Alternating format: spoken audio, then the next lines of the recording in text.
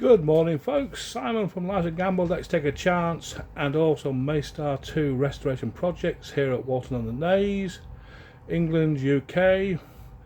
And at the moment I am sitting in Maystar 2, just surveying what we've been doing over the last week. And I'll just turn the camera around so you can see what we've been up to. As you can see, we've got the starboard hand side carling made up. It's sitting in the boat, and we have also got the port side one here as well. This beam across here is just an old rib that wasn't subject to requirements and also had a split in it, so it couldn't be used. So that's a dead rib, but it's making up the place for the after deck beam.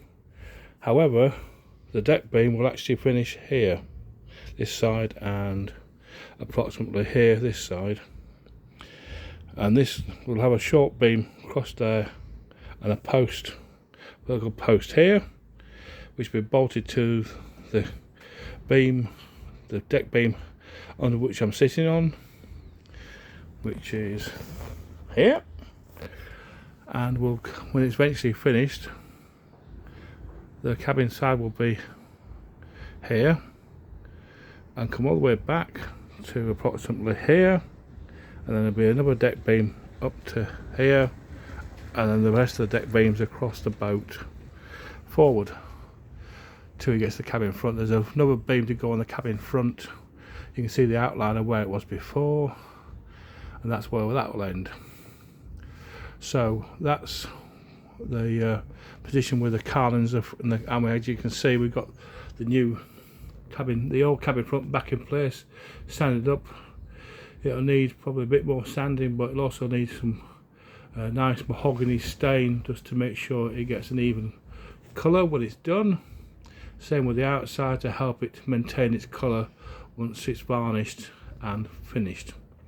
As you can see, I've just placed the floor bearers roughly in position for where they're going to be when they're put back in. So they'll all be painted here all the way to the back, so that's where they'll be going. Oh, that's another job to be done shortly. As you can see, we've got the plate hanging these there in position where they were originally. The only difference we've got now is we have to put some spaces back in between between that frame and the knee, and also on the deck beam and the top of the knee. As they were originally in there before, they'll be put back in before. Somehow, I don't quite know why it is, but they somehow position the deck hanging knees not quite against the frames or not against the deck beams. It seems as if the frames and the deck beams were put in at different times and they weren't aligned, but it's as it was, and we're going to put it back as it was originally built. But by putting this knee there and that frame and the deck beam, that will make a ring frame to take the loads from the mast, because where that frame is there is where the forward chain plates go on the mast. So they'll be put back in there, and that's what will secure the cap shrouds for the rig. So we need to have a very strong maintained part of the boat there. So that's all bolted together again. That'll be in a very strong position with a ring frame all the way around the boat, ensuring that the whole structure is well and truly strong. As you can see, I haven't got round to doing the ribs yet. That's a job I've got to do when I've got one of my former apprentices has a bit of free time. He and I will then put those ribs back in, and they'll be all primed and painted and to look like the rest of the boat again.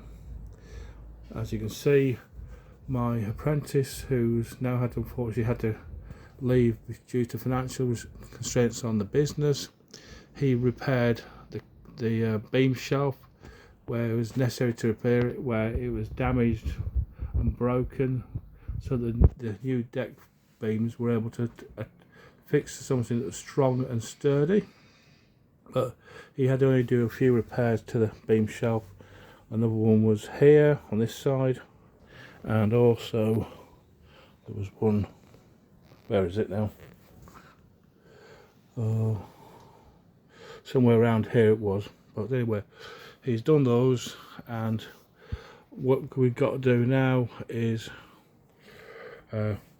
we've got the next job to do on the boat will be to put the shear straight planks on the bow as far back as the cabin front, and given limited funds at the moment, we'll have to do what we can, and one of the main jobs I'd like to get on with will be to put the foredeck back on as it was originally done, which was tongue and groove, which was how it originally was done. And it was also, surprising enough, it was canvassed, not it didn't have any other covering apart from canvas, which was painted to make a non-slip waterproof deck, which was able to move with the boat's movements all the time.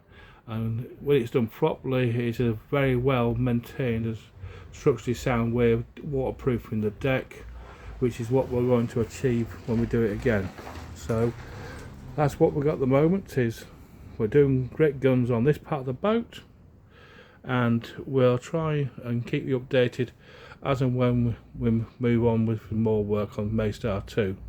It may be a little while before I do another video, but there will be more videos coming, just that maybe a bit more apart from what they have been at the moment. So if you like the content, please like, subscribe, become a patron if you'd like to, but if not, follow us on YouTube, Instagram and TikTok.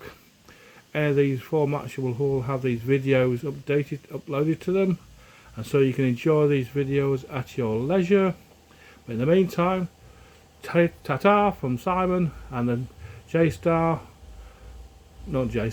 Maystar restoration team, and also the Charms Restoration Project, and hope to see you soon. Goodbye for now. Bye.